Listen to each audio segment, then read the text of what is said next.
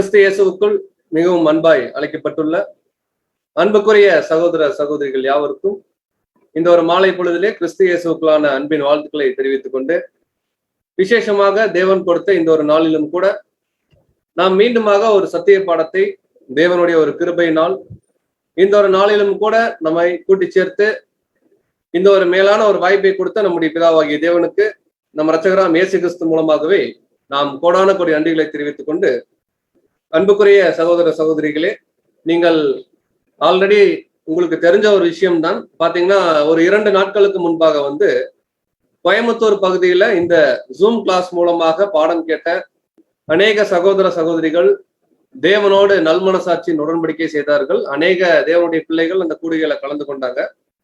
அதே போல வரக்கூடிய நாட்களிலும் மற்ற ஊர்கள்ல ஞானஸ்தானம் அப்படிங்கக்கூடிய ஒரு காரியத்தை தேவனுடைய சித்தப்படி நடக்கும் அப்படிங்கிற ஒரு விஷயத்தை கூட தெரிவிச்சுக்கிறோம்.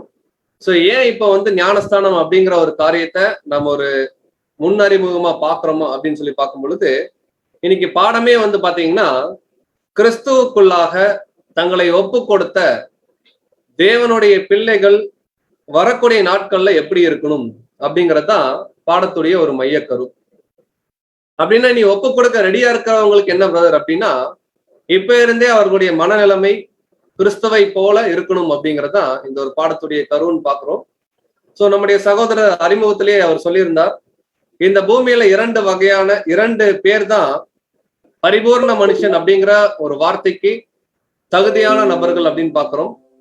மனிதனுடைய சித்தத்தினால பிறக்காம தேவ வல்லமையினால் பிறந்த நம்முடைய மூதாதையர் இல்லைங்களா, ஆதாம் மற்றும் நம்முடைய தலையாகிய நம்முடைய ஆண்டவராகிய இயேசு கிறிஸ்து, இவங்க 2 பேர் தான். சோ இன்னைக்கு ஆதாம குறிச்சு இந்த ஒரு பாடத்துல நம்ம அதிகமா பார்க்க போறது இல்ல.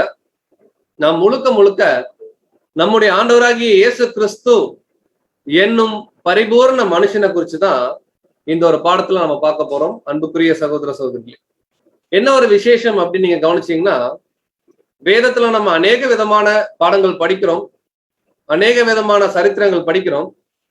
பட் நம்முடைய ஆண்டவராகிய இயேசு கிறிஸ்துவை பத்தி, இன்னும் சொல்ல போனா அவருடைய வாழ்க்கையில நடந்த சம்பவங்களை குறித்து நம்ம படிக்கும்போது மற்ற எல்லா பாடங்களை காட்டிலும் நமக்கு பர்சனலா பாத்தீங்கன்னா கொஞ்சம் விசேஷத்த ஒரு காரியமா இருக்கும் நம்ம விசுவாசிக்கிறோம். ஏன் அப்படின்னா, நாம் கிறிஸ்தவர்கள் அப்படிங்கிற பேரே யாரை முன்னிட்டு சொல்றோம் அப்படின்னு கவனிக்கும் பொழுது நோ டவுட் நம்முடைய ஆண்டவராகிய இயேசு கிறிஸ்துவை வச்சுதான். சோ அப்படி இருக்கும்போது இன்னைக்கும் பாடத்துல நம்முடைய ஆண்டவராகிய இயேசு கிறிஸ்து ஒரு பரிபூர்ண மனுஷனாக இந்த பூமியில அவர் எப்படி வாழ்ந்தார் அப்படிங்கறதான் பார்க்க போறோம். ஏன் பார்க்கிறோம் அவருடைய வாழ்க்கையை அப்படின்னா, நம்ம அநேக பாடங்கள்ல கன்க்ளூஷன்ல சில வசனங்கள்லாம் படிச்சிருப்போம். அந்த வசனங்களை இந்த பாடத்துக்கு அறிமுகமா வாசிக்கலாம் பாருங்க. மத்தேயு 14வது அதிகாரம் 24வது வசனம். மத்தேயு 16ஆம் அதிகாரம் 24ஆம் வசனம். அப்பொழுது இயேசு தம்முடைய சீசர்களை நோக்கி, ஒருவன் என்னை பின்பற்றி வர விரும்பினால் அவன் தன்னைத்தான் வெறுத்து தன் சிலுவை எடுத்துக்கொண்டு என்னை பின்பற்ற கடவன். சோ இயேசு தம்முடைய சீஷர்களை நோக்கி, இப்ப யாரெல்லாம் சீஷர்கள் அப்படின்னு பாத்தீங்கன்னா, யாரெல்லாம் இயேசு கிறிஸ்துவை பின்பற்றணும்னு சொல்லி முழு மனதோட தன்னுடைய மனதை இந்த சத்தியத்திற்கு, இன்னும் சொல்ல போனா ஞானஸ்தான உடன்படிக்கையில ஒப்பு கொடுத்தார்களோ எல்லாருமே என்ன ஒரு கண்டிஷனுக்குள்ள வராங்கன்னா, சீஷர்கள் அப்படிங்கிற ஒரு கேடருக்குள்ள வராங்க. என்ன சொல்றா, ஒருவன் என்னை பின்பற்றி வர விரும்பினால், சோ யாருக்கெல்லாம் விருப்பம் இருக்கோ தேவனோட நம்ம உடன்படிக்கை பண்றோம், விரும்பினால் தன்னைத்தான் வெறுத்து தன் சிலுவையை எடுத்துக்கொண்டு என்னை பின்பற்ற கடவன் அப்படின்றார். சோ நம்ம அல்டிமேட்டா இந்த ஒரு சத்தியத்துக்குள்ள வந்ததுடைய ஒரே நோக்கம் எந்த ஒரு போதகரையும் பின்பற்ற விஷயம் அல்ல, எந்த ஒரு தனிப்பட்ட ஒரு மனிதனை பின்பற்றக்கூடிய விஷயம் அல்ல. முழுக்க தேவன் மனிதர்களை கருவியாக பயன்படுத்தி சத்தியம் சொல்லி கொடுக்கிறார். எந்த டவுட், நோ டவுட் அதுல. பட் அல்டிமேட்டா நம்முடைய நோக்கம் மேலான நம்முடைய ஆண்டவராகிய இயேசு கிறிஸ்துவோடைய அடிச்சுவடை பின்பற்றுறது அப்படிங்கிறது ஆண்டவரே சொல்லிட்டார். அப்ப அவருடைய அடிச்சுவடை என்ன, இயேசு கிறிஸ்துவோடைய வாழ்க்கை என்னன்னு தெரிஞ்சாதான் அதை பின்பற்ற முடியும். நம்ம பாக்குறோம் இது நம்முடைய ஆண்டவருடைய ஒரு வசனம், ஒரு கருத்து. அப்போஸ்தலனாகிய பேதுரு, ஆண்டவருக்கு அடுத்து வாழ்ந்த பரிசுத்தவான்கள் அவங்க எல்லாம் என்ன சொல்றாங்க அப்படின்னு பார்க்கலாம். 1 பேதுரு 2வது அதிகாரம் 21வது வசனம். 1 பேதுரு 2:21 இதற்காக நீங்கள் அழைக்கப்பட்டும் இருக்கிறீர்கள், ஏனெனில் கிறிஸ்துவும் உங்களுக்காக பாடுபட்டு நீங்கள் தம்முடைய அடிச்சுவடுகளை தொடர்ந்து வரும்படி உங்களுக்கு மாதிரியை பின்வைத்து போனார். சோ ஆண்டவரும் சொல்றார், என்னை பின்பற்றுங்கள் அப்படின்னு சொல்றார். ஆண்டவருடைய அப்போஸ்தலர்களும் தெளிவா சொல்றாங்க, இதற்காகவே நீங்கள் இந்த சத்தியத்துக்குள்ள அழைக்கப்பட்டிருக்கீங்க. ஏனெனில் இயேசு கிறிஸ்து 2000 வருஷத்துக்கு முன்பாக பாடுபட்டது முழுக்க முழுக்க யாருக்குதான் முதல்ல பொருந்தும் அப்படின்னு பாத்தீங்கன்னா, அந்த 1,44,000 பேர் அப்படிங்கிற முதல் பலன்கள் நமக்காக பாடுபட்டு நாம அவரை பின்பற்றணும் அப்படிங்கறக்காக இந்த பூமியில தன்னுடைய கால் தடத்தை நம்முடைய ஆண்டவர் வச்சிருக்கார். அதான் பாதச்சுவடுன்னு நம்ம பார்க்கிறோம். அப்ப அந்த பாதச்சுவடு என்ன அப்படிங்கிறத இன்னைக்கு நம்ம கற்றுக்கொள்ள போறோம். கற்றுக்கொண்ட சத்தியத்தின்படி அப்படியே வாழ போறோம் வரக்கூடிய நாட்கள்ல. ஆண்டவரும் ஒரே மாதிரிதான் பேசுறாரு. அவருடைய அப்போஸ்தலர்கள் பேதுருவும் அதே தான் சொல்றார். அப்போஸ்தலனாகிய பவுல் என்ன சொல்றாரு வாசிக்கலாம். ரோமர் 8:29. ரோமர் 8:29 தம்முடைய குமாரன் அநேக சகோதரருக்குள்ளே முதற் பேரனா இருக்கும் பொருட்டு தேவன் எவர்களை முன்னறிந்தாரோ அவர்களை தமது குமாரனுடைய சாயலுக்கு ஒப்பாய் இருப்பதற்கு முன்குறித்திருக்கிறார். பாருங்க, அப்போஸ்தலனாகிய பவுல் தெளிவா சொல்றார், தேவன் யாரெல்லாம் முன்னறிஞ்சாரோ, நோ டவுட் நம்மளை முன்னறிஞ்சுதான் அந்த சத்தியத்துக்குள்ள கூப்பிட்டிருக்கார். அப்படி அறிஞ்ச நம்மள தம்முடைய குமாரனுடைய சாயலுக்கு அப்படின்னு சொல்றாரு. அன்புக்குரிய சகோதர சகோதரி, கொஞ்சம் திங்க் பண்ணலாம். இயேசு கிறிஸ்துடைய சாயல் வேற ஒண்ணுமே இல்லைங்க. நம்ம லைஃப பார்த்து நம்முடைய கேரக்டரை ஒருத்தர் பார்த்தாங்கன்னா ஏதோ ஒரு வகையில இயேசு கிறிஸ்துவை நாம் பிரதிபலிக்க கூடிய மனிதர்களாக, இன்னும் சொல்ல போனா பரிபூர்ண மனிதர்களாக இந்த பூமியில் நாம் வாழ வேண்டும். சிங்கிள் லைன்ல இந்த பாடத்துடைய கருவுன்னா இதுதான். அப்ப அப்போஸ்தலனாகிய பேதுரு ஆகட்டும், பவுல் ஆகட்டும், நம்முடைய ஆண்டவர் ஆகட்டும், எல்லாரும் சொல்லக்கூடிய ஒரே கருத்து என்னன்னா, இயேசு கிறிஸ்து என்னும் நம்முடைய தலையாகிய கிறிஸ்து அவர் அப்படியே காப்பி பண்ணும். காப்பி பேஸ்ட் நம்ம சொல்றோம் இல்லைங்களா கம்ப்யூட்டர்ல, அந்த மாதிரி அப்படியே காப்பி பண்ணக்கூடிய ஒரு வாழ்க்கை டிட்டோ யாருக்குள்ள இருக்கணும் அப்படின்னு சொல்றாருன்னா, கேரக்டர்ல அவரை பின்பற்றக்கூடிய அவருடைய சீஷர்கள், அந்த சீஷர்கள் அப்படிங்கிற ஒரு அழைப்புக்குள்ளதான் இன்னைக்கு பாடம் கேட்கிற நீங்களும் பாடம் பேசுற நானும் ஒரே அழைப்புக்குள்ள இருக்குன்னு பார்ப்போம். சோ இதே கருத்து தான் நம்ம எபிரேயர்ல கூட படிக்கும்போது நமக்கு நிறைய சாட்சிகள் தேவன் வச்சிருக்கார். அந்த சாட்சிகள்லாம் எதுக்கு அப்படின்னா, நாம் யாரை நோக்கி ஓடணும் சொல்றாரு பாருங்க. படிக்கலாம். எபிரேயர் 12:1. எபிரேயர் 12:1. ஆகையால் மேகம் போன்ற இத்தனை திரளான சாட்சிகள் நம்மை சூழ்ந்து கொண்டிருக்க பாரமான யாவற்றையும் நம்மை சுற்றி நெருங்கி நிற்கிற பாவத்தையும் தள்ளிவிட்டு விசுவாசத்தை துவக்குகிறவரும் முடிக்கிறவருமாய் இருக்கிற இயேசுவை நோக்கி நமக்கு நியமித்திருக்கிற ஓட்டத்தில் பொறுமையோட ஓடக்கடவோம். நமக்குன்னு ஒரு ஓட்டம் இருக்கான். அந்த ஓட்டத்துல தெளிவா இருக்கு. அன்புக்குரிய சகோதர சகோதரிகளே, வசனத்துல கவனிக்கலாம். நமக்கு நியமித்திருக்கிற ஓட்டத்துல இயேசுவை நோக்கி இன்னைக்கு இந்த மகா பரிசுத்தமான விசுவாசத்துக்குள்ள நம்ம வந்திருக்கிறோம், நம்முடைய வாழ்க்கை துவங்கி இருக்கு அப்படின்னா அதுக்கு காரணமும் நம்முடைய ஆண்டவர் தான். மற்ற எல்லா சகோதரர்களும் கருவிகள் தான். அடுத்து, இந்த ஓட்டம் கிறிஸ்துவுக்குள்ள வெற்றி சிறக்கணும் அப்படின்னா அதன் முடிவும் யாருதான் அப்படின்னு சொல்றாருன்னா நம்முடைய ஆண்டவர் தான். அதனாலதான் இயேசுவை நோக்கி நாம் பொறுமையோடைய ஓடப்படுவோம். சோ இந்த மாதிரியான வசனங்கள் எல்லாம் ஒரு பாடத்துடைய முடிவுல நம்ம அதிகமா படிச்ச வழக்கம் உண்டு. பட் இன்னைக்கு பாடத்துடைய ஆரம்பத்திலே ஒரு மைண்ட் செட் வச்சுக்கலாம். நம்முடைய லைஃப் டைம் டார்கெட், நம்முடைய ரோல் மாடல், வாழ்தான் நான் இவர மாதிரிதான் இருக்கணும்னு சொல்லி நம்ம யாரை பிக்ஸ் பண்ணணும்னு வேதம் சொல்லுதுன்னா நம்முடைய ஆண்டவராகிய இயேசு கிறிஸ்து ஒரு ஹையஸ்ட் டார்கெட் தான். ஆனா அதைத்தான் வைக்கணும்னு சொல்லி அப்போஸ்தலர்களும் ஆசைப்படுறாங்க, நம்முடைய ஆண்டவரும் ஆசைப்படுறாரு. இப்ப இயேசு கிறிஸ்துடைய வாழ்க்கையை அப்படியே நம்ம காப்பி பண்ணணும். அவர் எந்த அளவுக்கு ஒரு பரிபூர்ண மனுஷனா இந்த பூமியில வாழ்ந்தார் அப்படிங்கிறத நம்ம படிக்கணும். நாமும் அதே போல் வாழ்வதற்கு முயற்சி பண்ணணும்.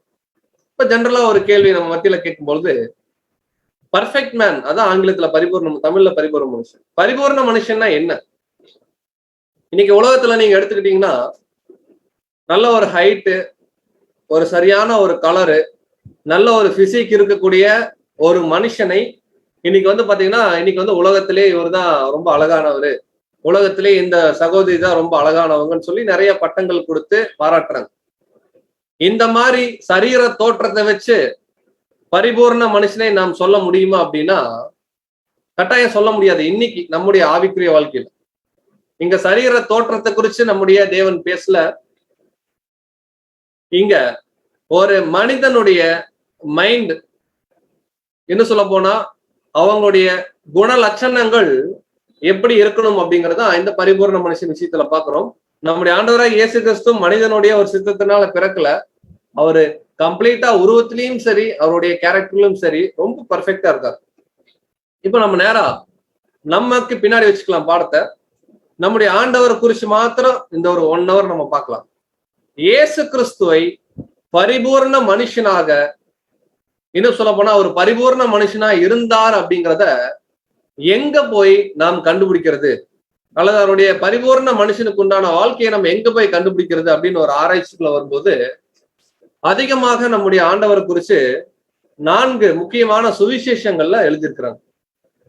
இதுல ஒரே ஒரு சுவிசேஷத்துல மாத்திரம்தான் இந்த பர்ஃபெக்ட் மேன், இந்த பரிபூர்ண மனுஷனுக்கு உண்டான தன்மைகளை அதிகமாக தேவன் மறைச்சு வச்சிருக்கார். சோ அது எந்த புஸ்தகம் முதல்ல கண்டுபிடிக்கலாம். கண்டுபிடிச்சிட்டு அந்த புக்கை குறிச்சு, அந்த புக்ல இயேசு கிறிஸ்து பத்தி என்னெல்லாம் இருக்குன்றத நம்ம பார்க்கணும். நீங்க திங்க் பண்ணுங்க. மத்தேயுவா இருக்குமா, மார்க் புஸ்தகமா இருக்குமா, லூக்காவா இருக்குமா, அல்லது யோவான் சுவிசேஷமா இருக்குமா? இதுல எதுல? எல்லாத்துலயும் இயேசு கிறிஸ்து பத்தி நல்லாதான் போட்டிருக்கு. பட் ஒரு பரிபூர்ண மனுஷன் அப்படிங்கிற ஒரு கோணத்துல எந்த புஸ்தகத்துல இருக்கு அப்படின்னு பார்க்கும் பொழுது, சோ முதல்ல அந்த 4 புக்ல என்ன இருக்குன்றத பாத்திரலாம். ஃபர்ஸ்ட் புக் வந்து பாத்தீங்கன்னா அந்த புக் ஆஃப் மேத்யூ. மத்தேயு சுவிசேஷத்துக்கு என்ன சிறப்பு அப்படின்னு நீங்க கவனிச்சீங்கன்னா, இதை குறிச்சு தேவனுக்கு சித்தம் இருந்தால் வரக்கூடிய நாட்கள்ல சகோதரர்கள் தனித்தனி பாடமா எடுப்பாங்க.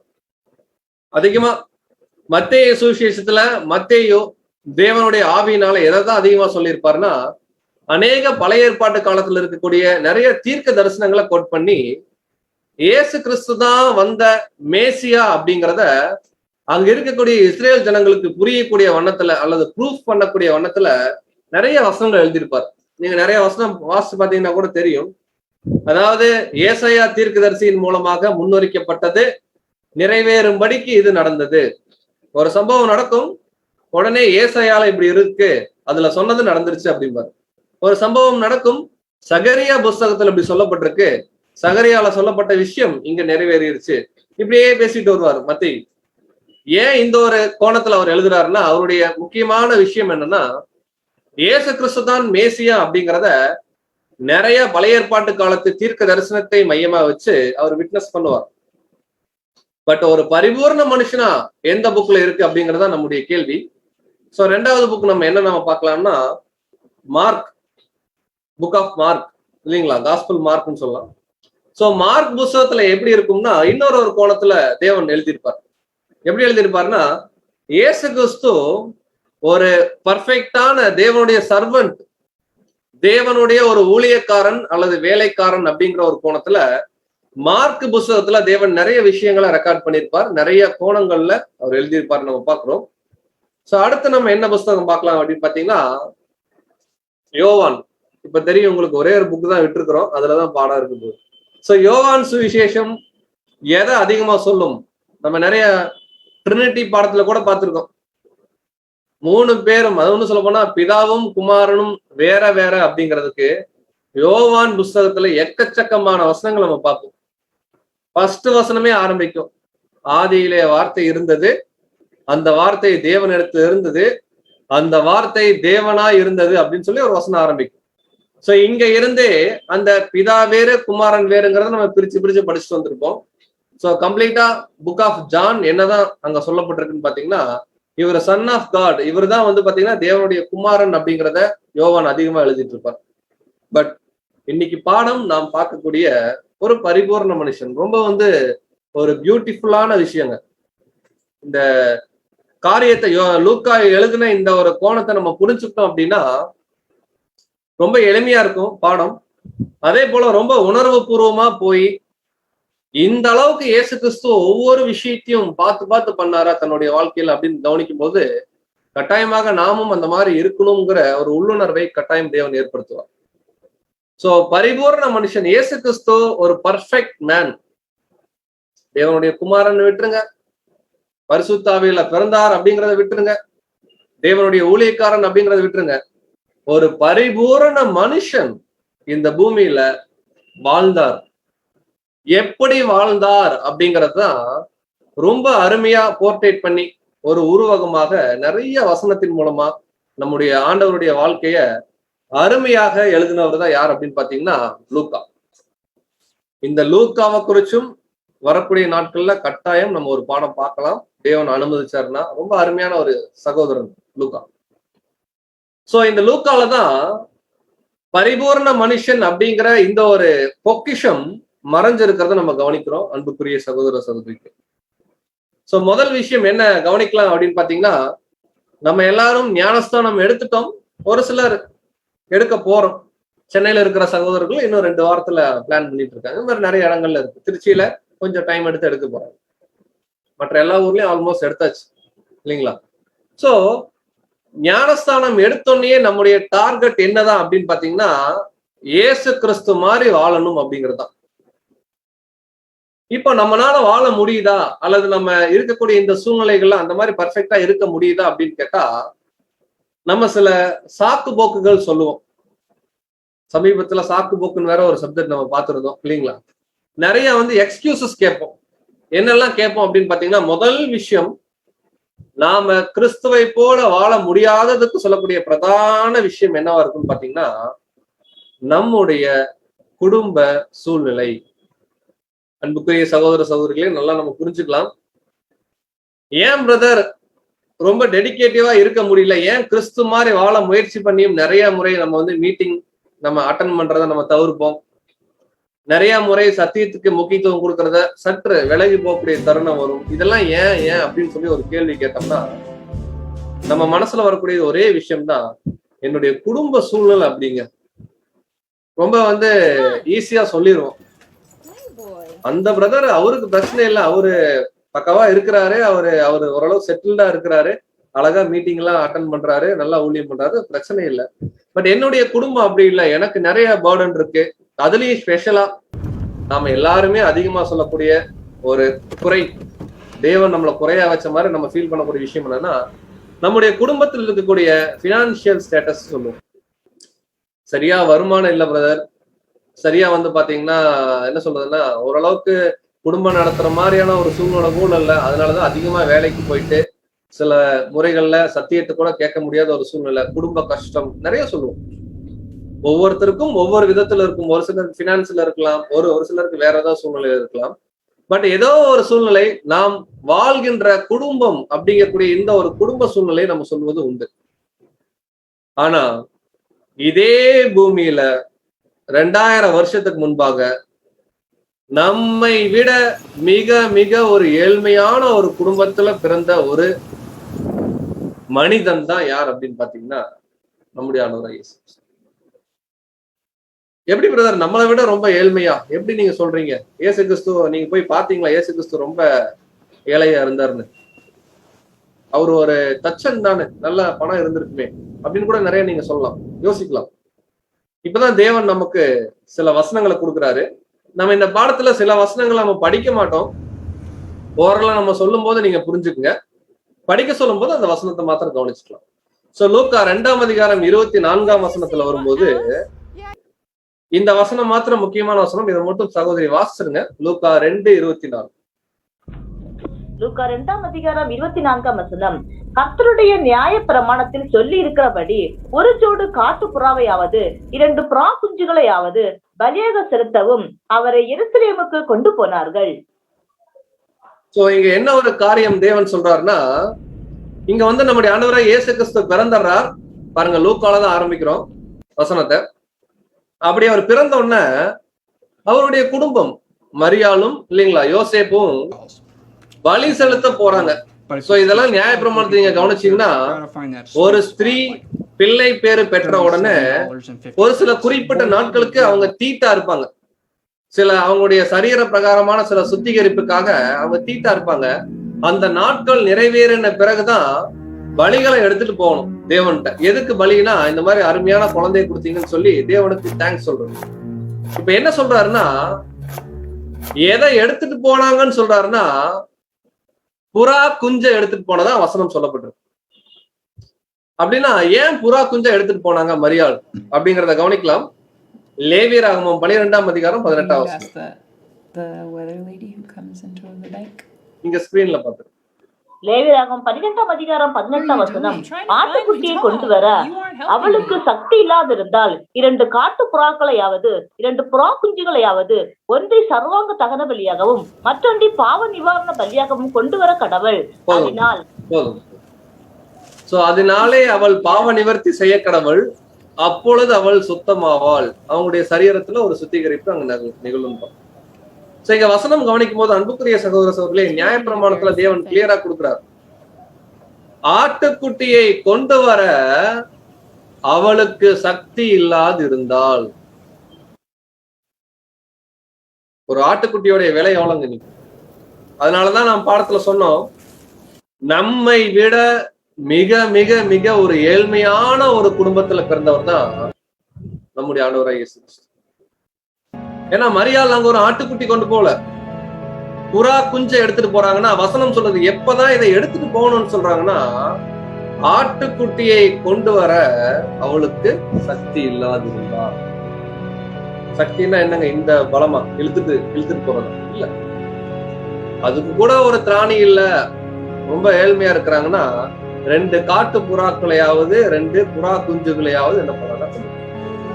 அப்ப அன்புக்குரிய சகோதர சகோதரிகளே, நம்மை விட ஒரு ஏழ்மையான குடும்பத்துல பிறந்த நம்முடைய ஆண்டவர் ஒரு பரிபூர்ண மனுஷனாக இந்த பூமியில வாழ்ந்திருக்கார் அப்படின்னா, ஒருவேளை நாளைக்கு நம்ம சபையா மாறாம போயிட்டு ஒருவேளை தேவன்கிட்ட போயிட்டு, என் குடும்பத்துல இருக்கிற சூழ்நிலை தாங்க தேவனே எனக்கு பிரச்சனை, நாங்க ரொம்ப ஏழ்மையான குடும்பத்துல இருந்தோம், எங்களுக்கு நிறைய ஃபேமிலியில நிறைய பிரச்சனை இருந்துச்சு, அதனாலதான் என்னால ஒரு பர்ஃபெக்ட் மேனா வாழ முடியலன்னு சொல்லி தேவன்கிட்ட ஒரு வேலை பதில் சொன்னோம் அப்படின்னா, தேவன் ஒரே ஒரு கேள்விதான் கேட்பார், நமக்கு பைபிள் படிக்கலையா அப்படின்னு கேட்பார்.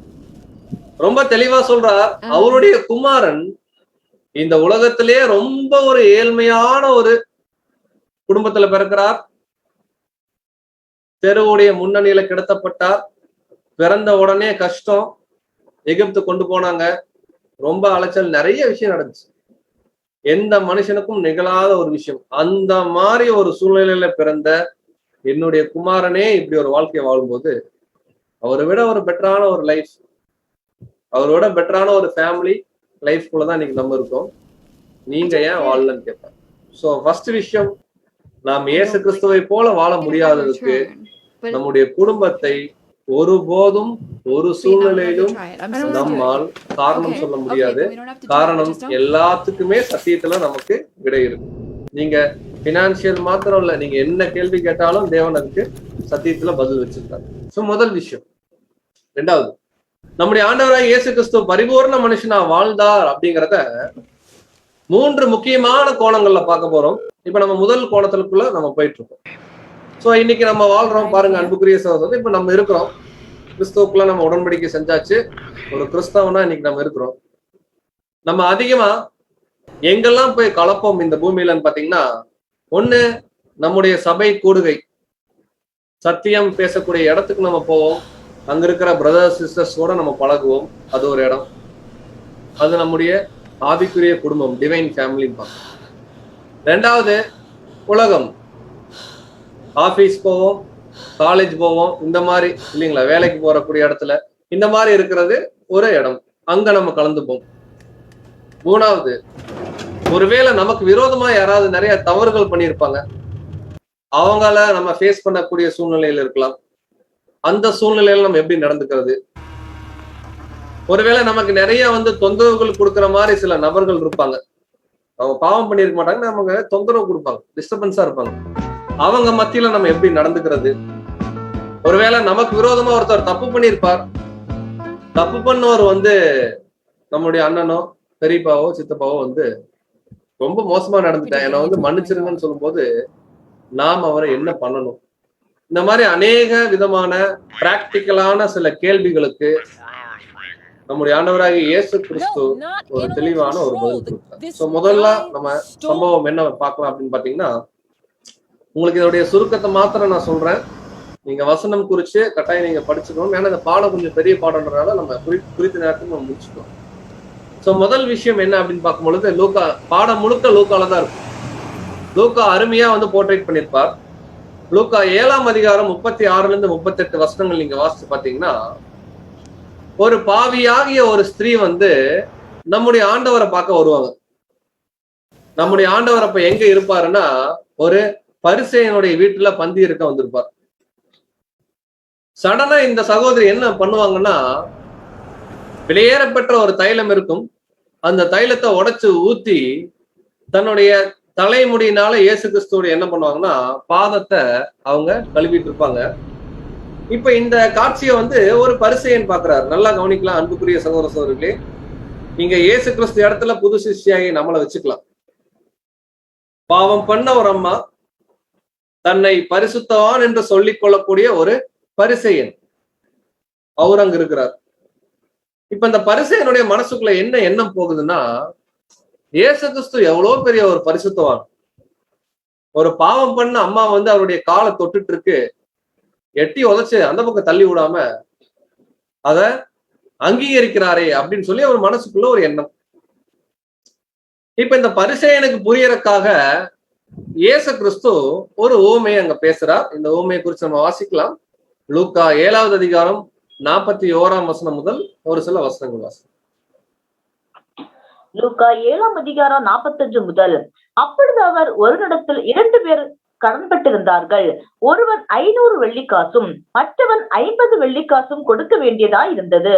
கொடுக்க அவர்களுக்கு நிர்வாகம் இல்லாத போது இருவருக்கும் கடனை மன்னித்து விட்டான். இப்படி இருக்க அவர்களில் எவன் அவனிடத்தில் அதிக அன்பா இருப்பான், அதை சொல் என்றார். சீமோன் பிரதித்திரமாக, எவனுக்கு அதிகமாய் மன்னித்து விட்டானோ அவனே அதிக அன்பா இருப்பான் என்று நினைக்கிறேன் என்றான். அதற்கு அவர், சரியாய் நிதானித்தா என்று சொல்லி ஸ்ரீனிடமாய் திரும்பி சீமோனை நோக்கி, இந்த ஸ்திரீயை பார்க்கிறாயே, நான் உன் வீட்டில் பிரவேசித்தேன், நீ என் கால்களுக்கு தண்ணீர் தரவில்லை. இவளோ கண்ணீரினால் என் கால்களை நனைத்து தன் தலைமயிரினால் அவைகளை துடைத்தாள். நீ என்னை முத்தம் செய்யவில்லை. இவளோ நான் உட்பிரவேசித்தது முதல் என் பாதங்களை ஓயாமல் முத்தம் செய்தாள். நீ என் தலையில் எண்ணெய் பூசவில்லை. இவளோ என் பாதங்களில் பரிமள தைலம் பூசினாள். ஆதலால் நான் உனக்கு சொல்லுகிறேன், இவள் செய்த அநேக பாவங்கள் மன்னிக்கப்பட்டது, இவள் மிகவும் அன்பு கூர்ந்தாலே. எவனுக்கு கொஞ்சம் மன்னிக்கப்படுகிறதோ அவன் கொஞ்சமாய் அன்பு கூறுவான் என்று சொல்லி அவளை நோக்கி, உன் பாவங்கள் மன்னிக்கப்பட்டது என்றார். அன்புக்குரிய சகோதர சகோதரிகளே, இங்க ஒரு அருமையான ஒரு பேரபிள் நம்முடைய ஆண்டவர் பேசுறார். அதாவது ஒரு மனுஷன்கிட்ட 2 பேர் கடன் பட்டிருக்காங்க. டைரக்டா விளக்கத்துக்குள்ளே நம்ம வந்துடலாம். அந்த 2 பேர் வேற யாருமே இல்ல. ஒருத்தர் பரிசேயன், இன்னொருத்தங்க இந்த பாவியாகிய ஸ்திரீ. பாவியாகிய ஸ்திரீ நிறைய கடன் பட்டிருக்காங்க அப்படின்னு அவர் சொல்றாரு. அதாவது அங்க வந்து 50 அப்படின்னு பாரு. அதாவது நமக்கு புரியுமா சொல்லணும்னா, ஒருத்தர் 10 லட்சம் ரூபாய் கடன்காரரா இருக்கிறாரு, ஒருத்தர் 100 ரூபாய் கடன்காரரா இருக்கிறாரு. கடன் கொடுத்தவர் 2 பேருக்குமே மன்னிச்சிடுறாரு. மன்னிச்ச அவர்கிட்ட யாரு ரொம்ப சிநேகமா இருப்பாங்க அப்படின்னு அவர் கேள்வி கேட்கிறார்.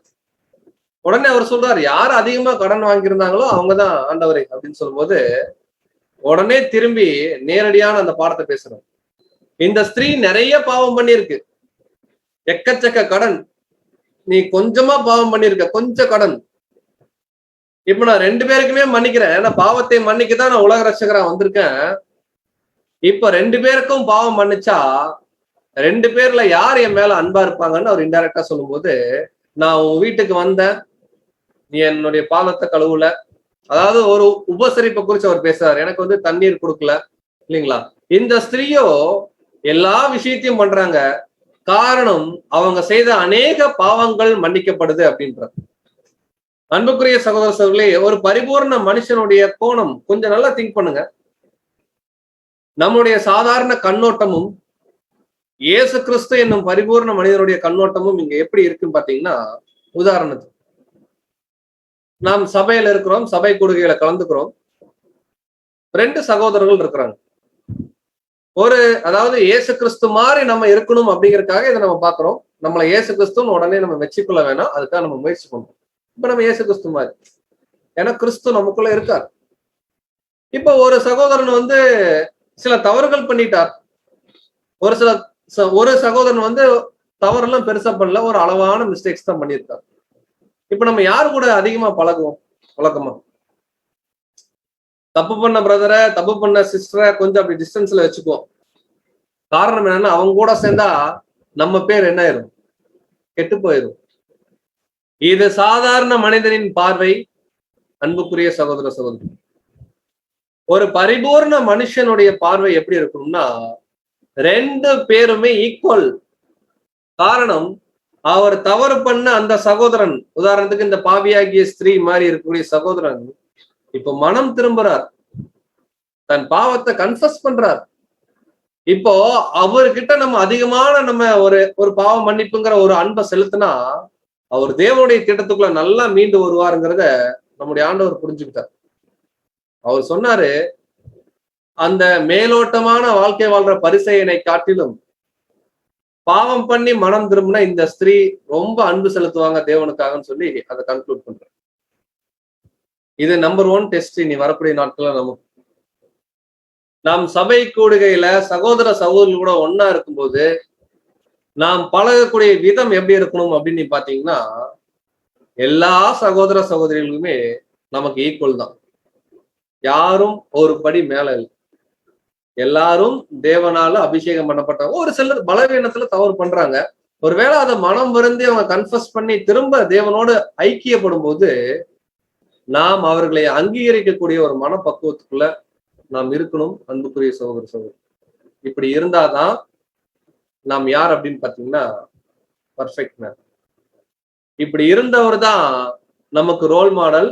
அவர் தான் யார் அப்படின்னு பாத்தீங்கன்னா பரிபூர்ண மனுஷனா இருந்த நம்முடைய ஆண்டவர். இது முதல் விஷயம். 2வது ஒரு காரியம் நம்ம கவனிக்கும் போது, லூக்கா 10ஆம் அதிகாரம் 38 மற்றும் 39 வாசிக்கலாம் சகோதரி. லூக்கா 10ஆம் அதிகாரம் 38 முதல். பின்பு அவர்கள் பிரயாணமாய் போகையில் அவர் ஒரு கிராமத்தில் பிரவேசித்தார்.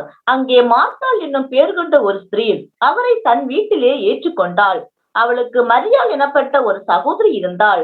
அவள் இயேசுவின் பாதத்திற்கே உட்கார்ந்து அவருடைய வசனத்தை கேட்டுக்கொண்டிருந்தாள். மார்த்தாளோ பற்பல வேலைகளை செய்வதில் மிகவும் வருத்தம் அடைந்து அவரிடத்தில் ஆண்டவரே. அன்புக்குரிய சகோதர சகோதரிகளே, இதை நம்ம பரிமள தைலம்ங்கிற ஒரு பாடத்துல கூட இந்த விஷயங்கள்லாம் பார்த்தோம். சோ இங்க என்ன ஒரு காரியம் நம்ம சொல்ல வரோம்னா, ரொம்ப எளிமையா 2000 வருஷத்துக்கு முன்பாக இந்த சம்பவம் நிகழ்ந்திருக்கு.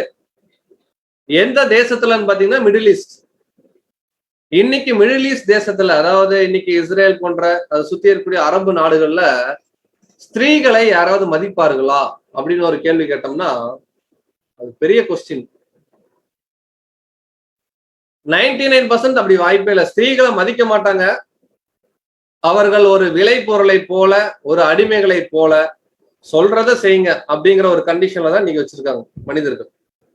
ஆனா 2000 வருஷத்துக்கு முன்னாடி இன்னைக்கு இருக்கிற மாதிரி டெக்னாலஜி இல்ல, இன்னைக்கு இருக்கிற மாதிரி எஜுகேஷன் இல்ல, இன்னைக்கு இருக்கிற மாதிரி எதுவுமே இல்லை.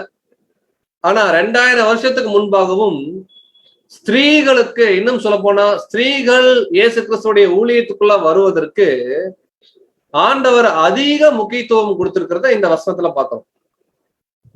அவர் எப்பெல்லாம் தூரதேசம் போயிட்டு வராரோ, தன்னுடைய ஃப்ரெண்டு லாசருடைய வீட்டுக்கு வரார். லாசருடைய சகோதரிகளை தன் சகோதரிகள் போல ஏற்றுக்கொண்டு அங்க சத்தியம் சொல்லிட்டு இருக்கார். நீங்க இதை தவிர நிறைய ஸ்திரீகள் பைபிள் இருக்கிறாங்க. மகதலேனா மரியாள், கிளியோப்பா மரியாள், இந்த மாதிரி நிறைய கேரக்டர்ஸ் இருக்கிறாங்க.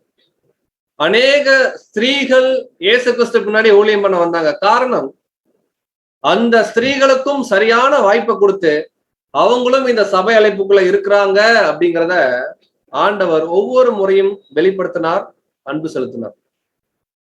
இன்னைக்கு இதுல இருந்து நம்ம என்ன கத்துக்கிறோம் அப்படின்னு பாத்தீங்கன்னா, இன்னைக்கும் அன்இம்பார்ட்டன்ட் சொல்லலாம், அதாவது முக்கியத்துவம் இல்லாதவர்கள் அப்படின்னு நாம் சிலரை நினைக்கலாம்.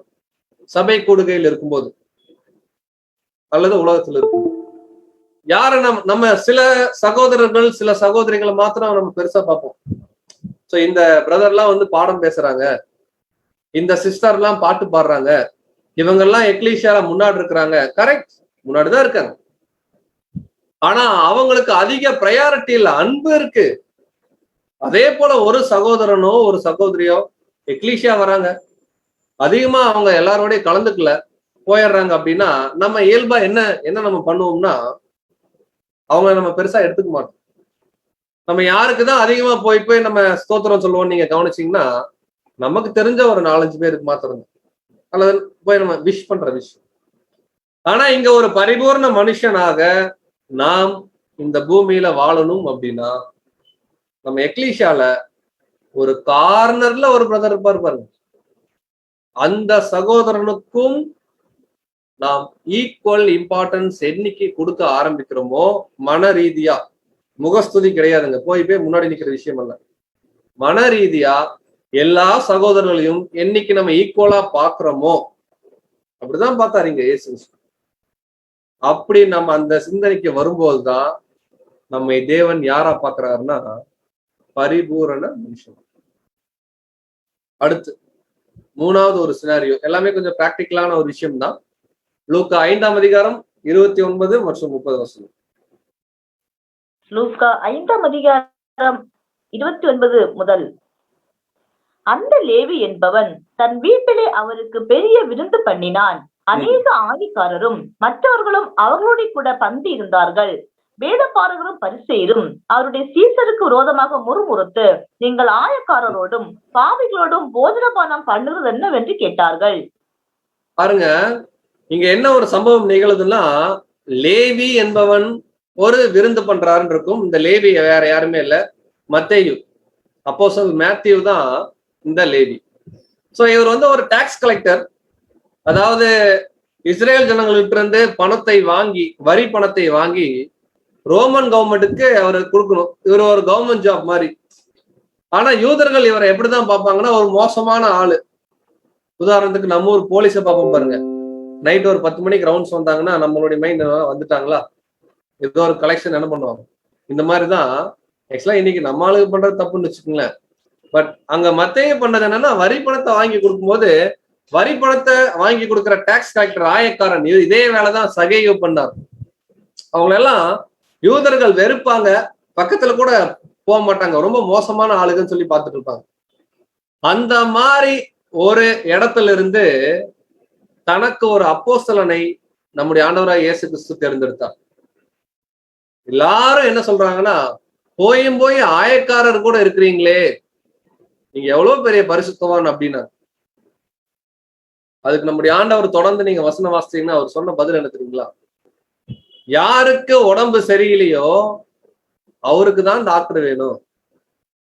யார் பாவிகளோ பாவிகளுக்கு தான் மனுஷகுமாரனுடைய ஈடுபலி வேணுமே தவிர நீதிமான்களுக்கு அல்ல, பிணியாளிகளுக்கு தான் வைத்தியன் தேவைன்னு சொல்லி அங்க பேசுவார். சோ அன்புக்குரிய சகோதர சகோதரர்களே, ஒரு எடுக்கக்கூடாத ஒரு இடத்துல இருந்து தனக்கு ஒரு அப்போஸ்தலனை எடுக்கிறார் ஆயக்காரன். மத்தவங்க எல்லாரும் அது மோசம்னு பாக்குறாங்க. இன்னைக்கும் முதல்ல பார்த்தது ஒரு பாவம் செஞ்ச மனுஷனை நாம் எப்படி அணுகணும், அவர் மனம் திருந்தும் போதுன்னு பார்த்தோம். ரெண்டாவது, நம்முடைய சபைகள்ல நம்ம கூடும் போது நாம் எல்லாரையும் ஈக்குவலா பார்க்கணும். அங்க ஸ்திரீகள் யார குறிக்கிறாங்கன்னா பலவீனமானவர்கள், சபையில முக்கியத்துவம் இல்லாதவர்களை போல தெரியலாம், ஆனா அவர்களுக்கு நாம் அதிக முக்கியத்துவம் கொடுக்கணும் அப்படிங்கிறத அதுல கத்துக்கிறோம். இது அப்போஸ்தலன் பவுல் நிறைய இடத்துல சொல்லியிருக்கார். நம்ம சரீரத்துல எந்த அவயம் ரொம்ப அற்பமா இருக்குமோ, உதாரணத்துக்கு முகம்தான் ரொம்ப அற்பம் நம்ம சரீரத்திலே, அதுக்கு அதிக முக்கியத்துவம் கொடுப்போம். அதனாலதான் நம்முடைய அலங்கரிப்பெல்லாம் எங்க இருக்குன்னு பாத்தீங்கன்னா இந்த சரீரத்துல தலைப்பகுதியில் அதிகமா இருக்கு. ஏன்னா இதுதான் ரொம்ப அழுக்கா ரொம்ப மோசமா இருக்கு, இதுக்கு முக்கியத்துவம் கொடுக்குறோம். அதே போலதான் நாம் சபை கூடி வரும்போது எந்த சகோதரன் எந்த சகோதரி மற்றவர்களாக புறக்கணிக்கக்கூடிய கண்டிஷன்ல இருக்கிறாங்களோ அவர்களை தேடிதான் நாம் அதிக முக்கியத்துவம் கொடுத்து அன்பு செலுத்த வேண்டிய கட்டாயத்தில் இருக்கு. இங்க மூணாவது, கொஞ்சம் ஒதுக்கி வைக்கப்பட்ட ஜனங்கள். இன்னைக்கு நீங்க இதை நம்மளோட நீங்க கம்பேர் பண்ணி பாத்தீங்கன்னா, இன்னைக்கு நம்ம பெயர் சபையில இருந்து வந்திருக்கிறோம் சத்தியத்துக்குள்ள. ரோமன் கத்தோலிக்கம் ஆகட்டும், புரொட்டஸ்டன்ட் ஆகட்டும், அங்க இருக்கக்கூடிய நபர்களை நாம் எப்படி பார்க்கணும்? அதுக்கு பெஸ்ட் எக்ஸாம்பிள் தான் இங்க நம்முடைய ஆண்டவர் பண்ண. ஐயோ ஆயக்காரன், அவங்க மகா பாபிலோன், அவங்க ரொம்ப மோசமான ஆளுங்க, அவர்கள் வேசி இருக்கிற இடத்துல இருக்கிறாங்க, அவங்க கூட சேரக்கூடாது அப்படிங்கிற ஒரு மைண்டு ஒருபோதும் நமக்குள்ள வரக்கூடாது. அன்புக்குரிய சகோதர சகோதரிகளே, கொஞ்சம் யோசிச்சு பாருங்க. ஒரு வாரம் முன்னாடி நாமும் அந்த மகா பாபிலோன்ல, அல்லது ஒரு வருஷம் முன்னாடி நாமும் அந்த மகா பாபிலோன்ல தான் இருந்தோம். அப்படின்னா தேவன் அந்த மகா பாபிலோன்ங்கிற சிஸ்டமை வெறுக்க சொல்றார், அவங்க வச்சிருக்கக்கூடிய சடங்குகளை வெறுக்க சொல்றாரே தவிர அங்க இருக்கக்கூடிய சகோதரனையும் சகோதரியும் வெறுக்க சொல்ல. ஒருவேளை தேவனுக்கு சித்தம் இருந்தால் அங்க இருந்து கூட ஒரு சகோதரன் திருச்சபையின் அழைப்புக்குள்ள நாளைக்கு வருவார், மத்தேயு போல. அப்ப நாம் அவர் மேலையும் அன்பு செலுத்தக்கூடிய கட்டாயத்துல இருக்கிறோம். இதெல்லாம் பண்றவங்க தான் யாருன்னா பரிபூர்ண மனுஷன். இது மட்டுமா? நம்ம டெய்லியும் ஆபீஸ் போயிட்டு இருக்கோம் இல்லைங்களா? அதாவது ஒர்க் ஃப்ரம் ஹோம்னு எடுத்துக்கங்க. ஒர்க் ஃப்ரம் ஹோம்ல இருந்தாலும் வீடியோ கான்ஃபரன்ஸ்ல எல்லாத்தையும் பார்த்துட்டு தான் இருக்கணும், ஃபேஸ் டு ஃபேஸ். சில பேர் ஆபீஸ்ல இந்த மாதிரி உலக ஜனங்கள் மத்தியில நாம எப்படி இருக்கிறது? சபை கூடி வரும்போது நம்மள மாதிரி பரிசுத்தவான் யாரும் இருக்க முடியாது. அந்த மாதிரி ஒரு பரிசுத்தமான ஒரு எண்ணத்துல, ஒரு கெட்டப்ல அருமையா சபைக்கு வருவோம். அப்படியே கொஞ்சம் தள்ளி நம்முடைய முகத்தை, நம்முடைய ஆபீஸ்ல நம்ம எப்படி இருக்கிறோம் அப்படிங்கிறத பார்த்தோம்னா அதுக்கு உதாரணம் சொல்றார். நீங்க நல்ல சமாரியன் ஓமை, இத வசனம் எல்லாம் படிக்க வேண்டாம், சண்டே கிளாஸ்ல இருந்து, சண்டே ஸ்கூல்ல இருந்து நம்ம பார்த்துட்டு இருக்கோம் இல்லைங்களா? குட் சமாரியன். சோ ஒருத்தர் அடிபட்டு ரோட்ல கிடக்கிறார். அந்த வழியா நான் தேவனுக்கு ஊழியம் செய்யறேன்னு சொல்லிட்டு இருக்கிற ஒரு லேவியன் போறார், ஒரு ஆசாரியன் போறார். யாரும் கவனிக்கல, யாரும் கேர் எடுக்கல. அந்த வழியில இல்லைங்களா ஒரு சாதாரண ஒரு சமாரியன் போறாரு. அவர் அந்த அடிபட்ட மனுஷனை தூக்கி அவருக்கு கேர் கொடுத்து அவரை கொண்டு போய் சத்திரத்துல தங்க வச்சு 2 பணம் கொடுத்துட்டு போனார். இது நம்ம ரேன்சம் சப்ஜெக்ட்ல பார்த்திருக்கிறோம். இது அப்படியே அடையாளமா யாருன்னா அங்க அடிபட்டு கிடந்த மனுஷன் ஆதாமுடைய சந்ததி. நம்மளை தூக்கி நிறுத்தி நம்முடைய ஆண்டவர் சமாரியனை போல ஒதுக்கப்பட்டார் எல்லாராலையும். அவர் தான் நம்மளுக்கு கேர் எடுத்து 2 பணம், புதிய ஏற்பாடு பழைய ஏற்பாடுங்கிற பணத்தை கொடுத்துட்டு போயிருக்காருன்னு பார்ப்போம். இது விளக்கம். பட் இங்க என்ன பாக்குறோம்னா நேரடியா, அதாவது சமாரியன் அப்படிங்கக்கூடிய ஒரு விஷயம், சமாரியனுக்கு கூட அப்படிதான் யூதர்கள் சொல்லிட்டு இருப்பாங்க. சமாரியன் கூட போய் ஆண்டவர் பேசுறாரே. சமாரியன், நீங்க லூக்கா 17:16 நீங்க வாசிச்சீங்கன்னா குஷ்டரோகத்தை குணப்படுத்துவார் ஆண்டவர். 10 பேருடைய குஷ்டரோகம், அதுல ஒருத்தர் தான் திரும்பி வருவார். மற்ற 9 பேர் எங்கன்னு கேட்பாரு ஆண்டவர். அப்படி ஒரு சம்பவம் நடக்கும். வந்த ஒருத்தர் யாருன்னு வசனம் சொல்லியிருக்குன்னா சமாரியன் சொல்லியிருக்கு. சோ லூக்காவை நீங்க கவனிச்சீங்கன்னா லூக்காவை சுவிசேஷம் எல்லாம் இயேசு கிறிஸ்துவ வேற ஒரு கோணத்துல ரொம்ப அருமையா தேவன் காமிச்சிருப்பார். சமாரியர்களை எல்லாரும் வெறுத்தாங்க. இன்னைக்கும் நீங்க யோசிச்சு பாருங்க, இன்னைக்கும் சொசைட்டில சில பேரை மனிதர்கள் வெறுப்பாங்க. எல்லாரும் டம்ளர்ல டீ குடிப்பாங்க, அவங்களுக்கு டம்ளர் தரமாட்டாங்க. எல்லாரும் பெஞ்ச்ல சாப்பாடு சாப்பிடுவாங்க, அவங்க தரையில உட்கார்ந்து சாப்பாடு சாப்பிடு. இந்த மாதிரி நிறைய விதமான ஏற்றத்தாழ்வுகள் இன்னைக்கு சமுதாயத்துல இருக்கு. பட் ஒரு பரிபூர்ண மனுஷனா நாம் கிறிஸ்துவுக்குள்ள இருந்தோம் அப்படின்னா நமக்குள்ள எந்த விதமான ஏற்றத்தாழ்வும் இல்ல. எத்தனை பேர் ஒருத்தரை ஒதுக்கி தள்ளினாலும், எத்தனை பேர் ஒருத்தரை வெறுத்தாலும், ஒருவேளை அவரை நாம் சந்திக்க நேரிட்டால், ஆபீஸ்ல ஆகட்டும் எங்காவது, சரியான ஒரு அன்பு, சரியான ஒரு கேர் இயேசு கிறிஸ்துவை போல இந்த உலக ஜனங்களுக்கு நாம் கொடுக்க வேண்டிய தேவனுடைய பிள்ளைகளா இருக்கும். அப்படின்னா ஆபீஸ்ல போய் நம்மளை பத்தி கேட்டாலும் ஒரே மாதிரிதான் சொல்லணும். வீட்டுல நம்மளை பத்தி கேட்டாலும் ஒரே மாதிரிதான் சொல்லணும். அந்த ஒரே மாதிரி தப்பா எடுத்துக்காதீங்க, ஒரு நல்ல விதமா. சபை கூடுகையில நம்மளை பத்தி கேட்டாலும் ஒரே, இந்த 3 இடத்திலும் என்னைக்கு மனிதர்கள் நம்மளை பத்தி ஒரே மாதிரி பேசுறாங்களோ அன்னைக்கு கன்ஃபார்ம் பண்ணிக்கலாம் நாம் ஒரு பரிபூர்ண மனுஷனா வாழ ஆரம்பிச்சிட்டோம் அப்படின்னு. முடிக்கல, வாழ ஆரம்பிச்சிட்டோம் அப்படி. அடுத்தது ரொம்ப ரொம்ப விசேஷம், குழந்தைகள். இதெல்லாம் டே டு டே லைஃப்ல நம்ம பாக்குறோம். நீங்க ஆவிக்குரிய அர்த்தத்துல எடுத்தீங்கன்னா நீங்க சத்தியத்துல புதுசா வந்தவங்க குழந்தைங்க தான். உதாரணத்துக்கு போன வாரம் பேப்டிசம் எடுத்தவர்கள் இல்லைங்களா, நம்ம கிறிஸ்துவுக்குள் குழந்தைகள் தான். நான் லிட்டரலாவே சொல்றேன். நம்ம இயேசு கிறிஸ்துவுக்காக வாழ்றோம், பரிசுத்தவான்னு சொல்லி நம்ம ஒரு வாழ்க்கையை வாழும்போது சிறு பிள்ளைகள் நம்ம இடத்துல வந்து ஒருவேளை நம்மளை டிஸ்டர்ப் பண்றாங்கன்னு வச்சுக்கோங்களேன், நம்ம என்ன பண்ணுவோம்? உடனே நம்ம மைண்ட்ல ஒரு கோவம் வரும். நான் எவ்வளவு பெரிய வேலையில் இருக்க, எவ்வளவு முக்கியமான வேலை இது, நீ என்ன பண்ண, உடனே கிளம்புன்னு சொல்லி அந்த குழந்தைகளை அதட்டுவோம்.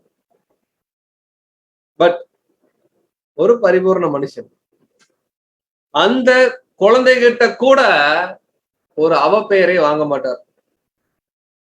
அந்த குழந்தை, உதாரணத்துக்கு இப்ப இயேசு கிறிஸ்துவை பார்த்த இந்த குழந்தைகள் கூட உயிர்த்தெழுதல்ல வந்து இயேசு கிறிஸ்து பத்தி என்ன தெரியுங்களா சொல்லுவாங்க?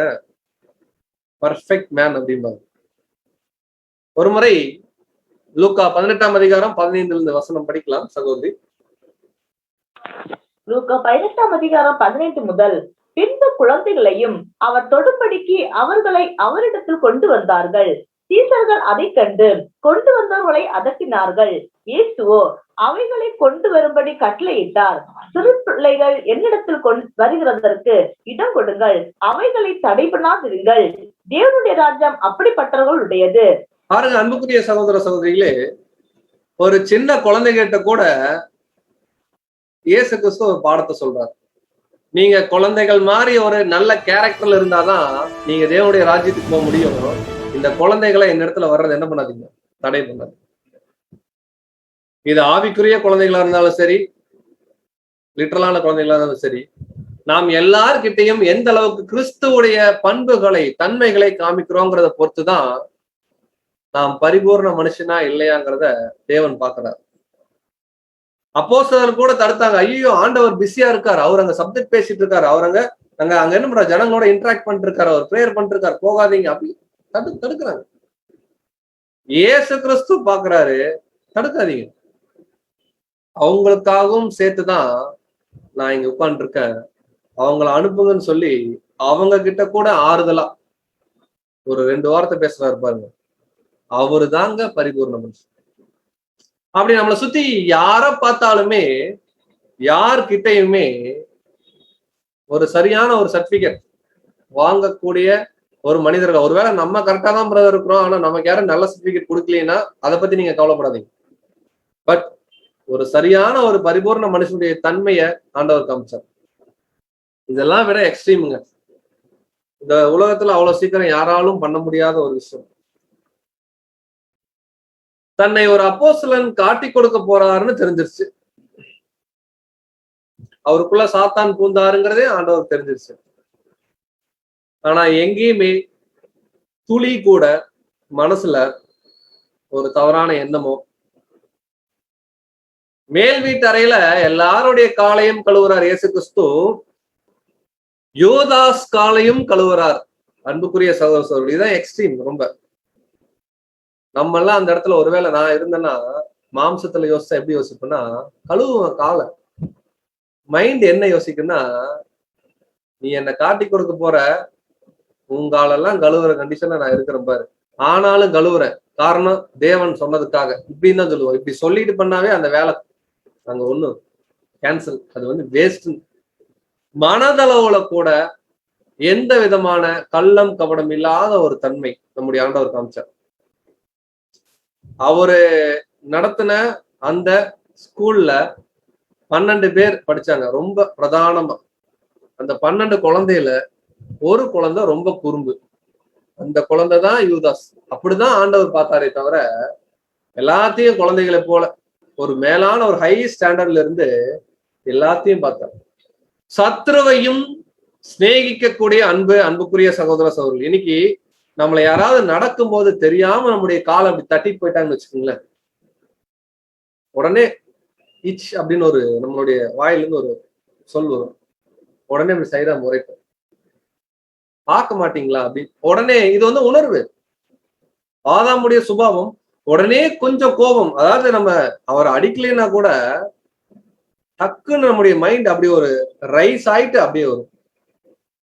இந்த மாதிரி கூட தன்னுடைய மனதுல எண்ணம் இல்லாத அளவுக்கு தேவனுடைய பரிசுத்த ஆவியை தனக்குள்ள வைத்திருந்து பர்ஃபெக்டா வாழ்ந்தார். அவர் தான் நம்முடைய ஆண்டவர்.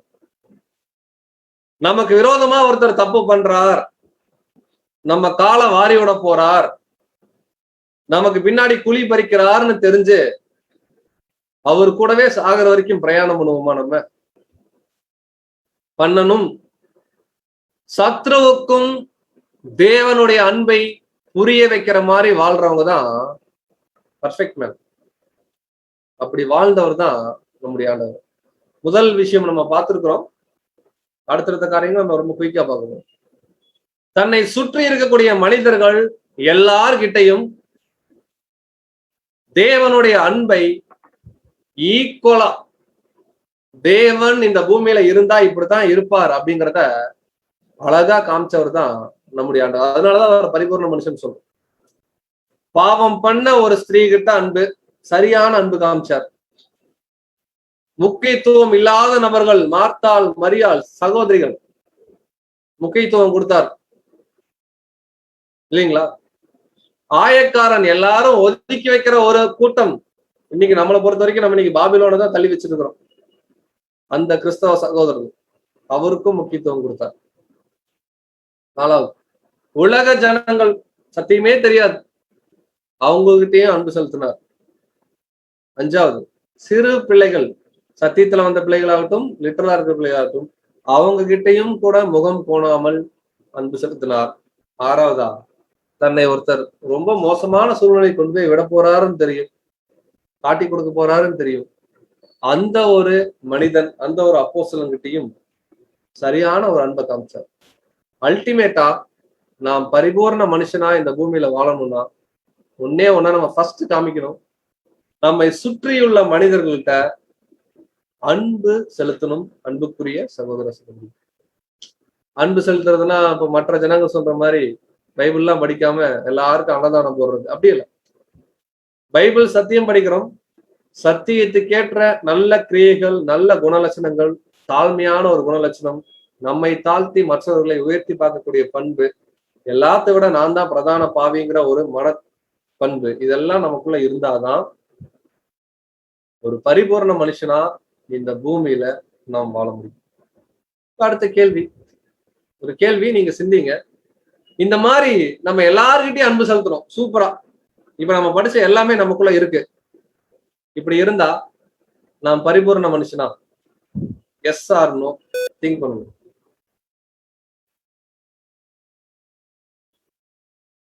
நோ. இதையும் தாண்டி சில விஷயங்கள் நாம் பண்ணணும். அன்புக்குரிய சகோதரர், நம்முடைய ஆண்டவர் பண்ணார். அவர் மனிதர்களை மாத்திரம் ஈக்குவலா நேசிக்கல.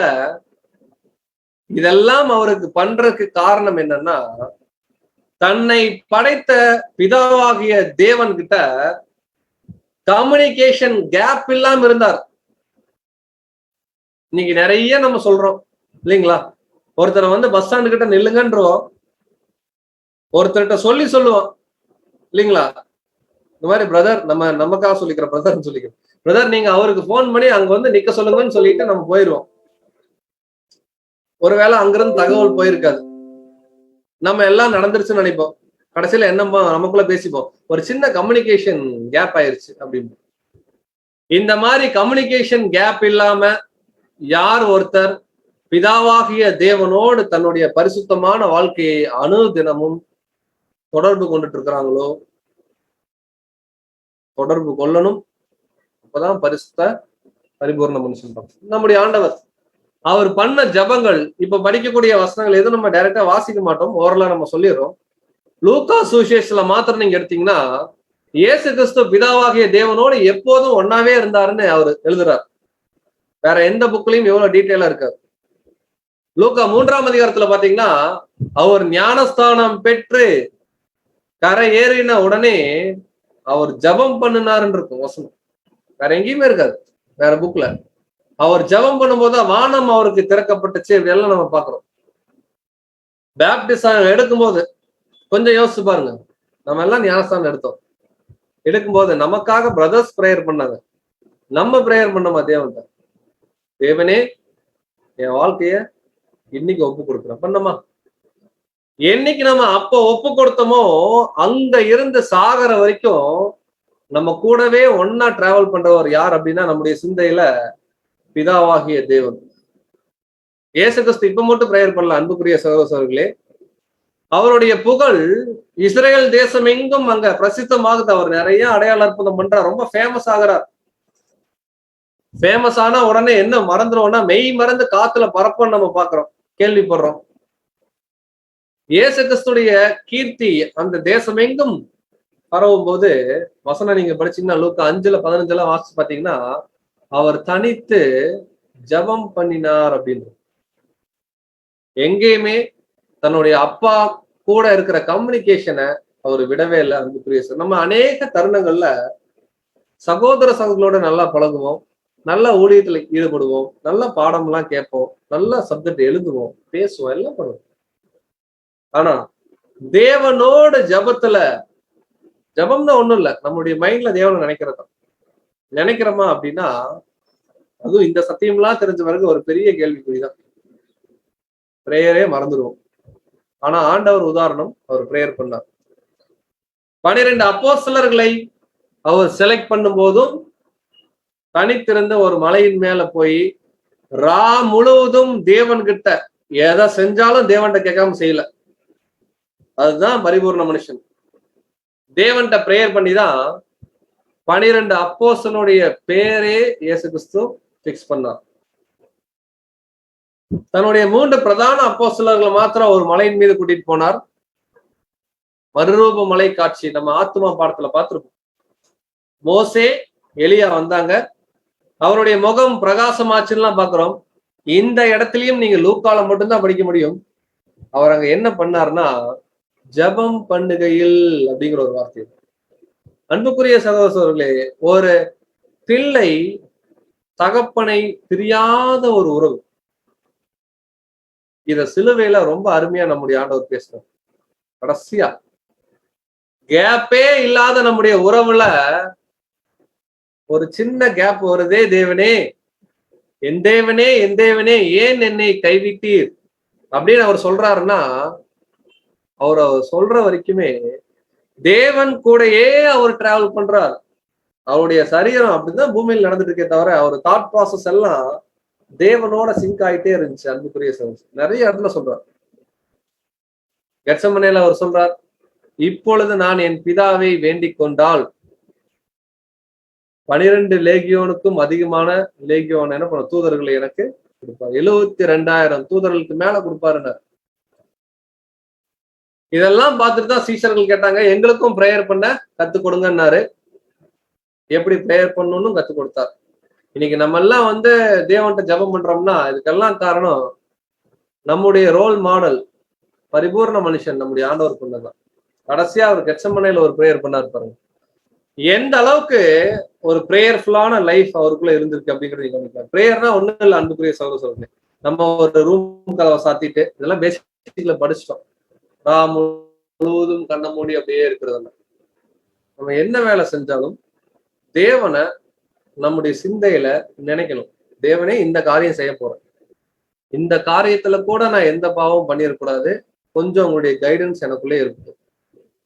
தேவனே இப்ப நான் கடந்து போறேன், நான் கடந்து போற இடத்துல அங்க போய் நான் தேவையில்லாத வார்த்தைகளை பேசிடக்கூடாது, வாய் சொற்களால கூட பாவம் பண்ணிடக்கூடாது, உங்களுடைய கைடன்ஸ் எனக்கு இருக்கணும், நீங்க என் கூட இருக்கு. இப்படி யார் ஒருவர் தேவனோடு பேசிட்டே இருக்கிறாங்களோ மன ரீதியில மைண்ட்ல, அவங்கதான் பரிபூர்ண மனுஷன். ஏன்னா அப்படி இருந்தவர் தான் நம்முடைய ஒரு பிரேயர்ஃபுல்லான ஒரு லைஃப். அன்புக்குரிய சகோதரர், அப்ப சக மனிதர்கள்ட்ட ஈக்குவலான அன்பு செலுத்துறதும் தன்னை படைத்த பிதாவாகிய தேவன்கிட்ட எப்பொழுதுமே ஒரு கம்யூனிகேஷன்ல இருக்கிறதும் தான் ஒரு பரிபூர்ண மனுஷனுக்கு உண்டான ஒரு பிரதான குவாலிஃபிகேஷன். இது மட்டும் தானா, வேற ஏதாவது இருக்கான்னு கேட்டா இருக்கு. இன்னும் ஒரு செயல் நம்ம பண்ணணும். சோ வாசிக்கலாம். 2 கொரிந்தியர் 8-ம் அதிகாரம் 9வது வசனம். 2 கொரிந்தியர் 8ஆம் அதிகாரம் 9ஆம் வசனம். நம்முடைய கர்த்தராகிய இயேசு கிறிஸ்துவின் கிருபையை அறிந்திருக்கிறீர்களே, அவர் ஐஸ்வர்யம் உள்ளவராயிருந்தும் நீங்கள் அவருடைய தரித்திரத்தினாலே ஐஸ்வர்யவன்கள் ஆகும்படிக்கு உங்கள் நிமித்தம் தரித்திரரானாரே.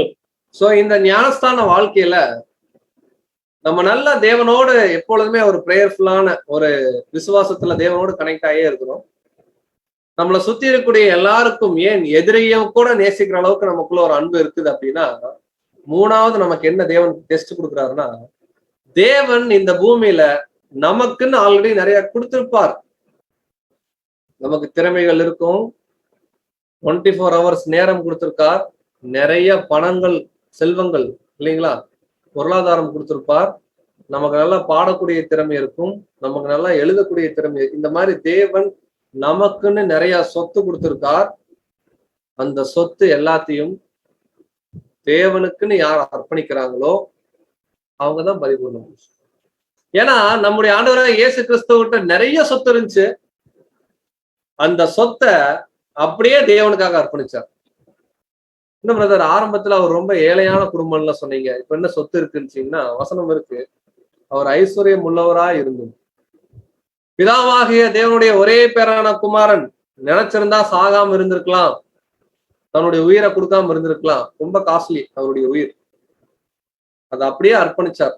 யாருக்காகனா நமக்காக. சோ இதத்தான் லூக்கால ஒரு பேரபிள்ல நம்ம வாசிக்கிறோம். வாசிக்கலாம். லூக்கா 12ஆவது அதிகாரம் 15 இருந்து ஒரு சில வசனம் மாத்திரம் வாசிங்க. லூக்கா 12ஆம் அதிகாரம் 15 முதல். பின்பு அவர் அவர்களை நோக்கி, பொருளாசை குறித்து எச்சரிக்கையாய் இருங்கள். ஏனெனில் ஒருவனுக்கு எவ்வளவு திரளான ஆஸ்தி இருந்தாலும் அது அவனுக்கு ஜீவன் அல்ல என்றார். அல்லாமலும் ஒரு ஊமை அவர்களுக்கு சொன்னார். ஐஸ்வர்யமுள்ள ஒருவனுடைய நிலம் நன்றாய் விளைந்தது. அப்பொழுது அவன், நான் என்ன செய்வேன், என் தானியங்களை சேர்த்து வைப்பதற்கு இடம் இல்லையே, நான் ஒன்று செய்வேன், என் களஞ்சியங்களை இடித்து பெரிதாக கட்டி எனக்கு விளைந்த தானியத்தையும் என் பொருள்களையும் அங்கே சேர்த்து வைத்து பின்பு விளக்கம் கொடுத்துடலாம்.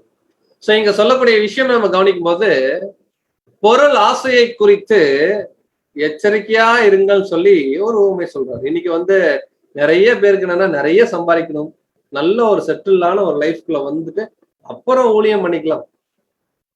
அவர் சொல்றார், இன்னைக்கு நம்ம கிட்ட தேவன் கொடுத்ததே இத பெருக்கிறதுக்கு இல்ல அன்புக்குரிய சகோதர சகோதரி, அதை அப்படியே தேவனுக்காக அர்ப்பணிக்கணும். சோ இங்க சொல்லும் போது, ஐஸ்வர்யம் உள்ள ஒரு மனுஷனுடைய நிலம் நல்லா விளைஞ்சிச்சு, நிறைய அமோக விளைச்சல், நான் என்னோட குடோனை இடிச்சு பெருசா கட்டலாமா அப்படின்னு யோசிக்கிறான் அந்த மனுஷன். பிசினஸ் டெவலப் பண்றோம், நிறைய பணம் சம்பாதிக்கும், இந்த மாதிரி யோசிச்சு அப்படி சொல்லும் போது ஆண்டவர் அந்த பேரபிள்ல சொல்றார், மதியினனே, அறிவு கெட்டவனே அப்படின்பார். நீ நிறைய சேர்த்து வைக்கிற, பொன் பொருள் ஆஸ்தி நிறைய சேர்த்து வைக்கிற, இன்னைக்கு நைட் உன்னுடைய ஜீவன் உங்ககிட்ட இருந்து எடுபட்டு போச்சுன்னா, நமக்கு புரியுமா சொன்ன, இன்னைக்கு நைட் நீ ஹார்ட் அட்டாக்ல செத்து போயிட்டன்னா நீ சம்பாரிச்ச இது எல்லாம் வேஸ்ட். ஆனா இந்த பேரபிள்ல பாத்தீங்கன்னா, நான் ரொம்ப திருப்தியா இருப்பேன்னு சொல்லி என்னுடைய ஆத்மாக்கு சொல்லுவானே அப்படின்னு ஆரம்பி. உடனே சீஷர்கள் முகமாய் திரும்பி ஆண்டவர் சொல்லுவார், உடையை பார்க்கிலும் சரீரம் முக்கியம் அப்படிம்பார். எனக்கு இந்த கை இருந்தா தானே அன்புக்குரிய சகோதரர்களே ஒரு ஃபுல் ஹேண்ட் ஷர்ட் போட முடியும். இப்போ இந்த கை முக்கியமா இந்த ஷர்ட் முக்கியமான்னு கேட்டா, மனிதர்கள் என்ன சொல்றாங்களா, இந்த ஷர்ட் தான் முக்கியம், இதுதானே காஸ்ட்லி. தேவன் என்ன சொல்றாரா ஆண்டவரோட, உனக்கு இந்த சரீரத்துல இருந்து இந்த கை ஒருவேளை ஒரு ஆக்சிடென்ட்ல போயிருச்சுன்னா, என்னதான் 1000 ரூபாய் 2000 ரூபாய் 5000 ரூபான்னு கொடுத்து நீ காஸ்ட்லியான சட்டை வாங்கினாலும் இந்த மாதிரி போட முடியாது. அதான் அது சொல்றாரு, உடையை பார்க்கிலும் சரீரமும். குடோன் நிறைய விதவிதமான களஞ்சியத்துல நிறைய தானியங்கள். அவர் சொல்றார், உணவை பார்க்கிலும் ஆகாரத்தை பார்க்கிலும் ஜீவனும் தான். உயிரோடு இருந்தாதான்னு சாப்பிட முடியும். அப்போ நம்ம உயிரோடு இருக்கிறதுக்கு காரணம் தேவன். அப்போ அத தேவன் நமக்கு கொடுத்த இந்த செல்வத்தை தேவனுக்கு கொடுத்துருங்க, நீங்க எதை குறிச்சும் கவலைப்படாதீங்க. இதை யார் ஒருவர், பிரதர் இது ரொம்ப டஃப் ஆச்சே, இதெல்லாம் பண்ண முடியுமா, பிராக்டிக்கலா இதெல்லாம் எப்படி நம்ம என்ன வேணா வியாக்கியானங்கள் சொல்லலாம், என்ன வேணா விளக்கங்கள் சொல்லலாம். ஆனா தேவனுடைய வசனம் நமக்கு தேவன் கொடுத்ததை நாம் தேவனுக்காக அர்ப்பணிக்கக்கூடிய மைண்ட் முதல்ல நமக்கு வேணும். தேவன் சூழ்நிலை கொடுத்தால் அர்ப்பணிக்கணும். அப்படின்னா பிரதர் நாளைக்கு என்ன பண்றது, நாளைக்கு சாப்பாடுக்கு என்ன பண்றது? தொடர்ந்து அவர் சொல்லும்போது, காகங்களை கவனித்து பாருங்கள், காட்டு புஷ்பங்களை கவனித்து பாருங்கள். அது போய் எங்கேயும் விவசாயம் பண்றது இல்ல, அது எங்கேயும் வேலைக்கு போறது இல்ல.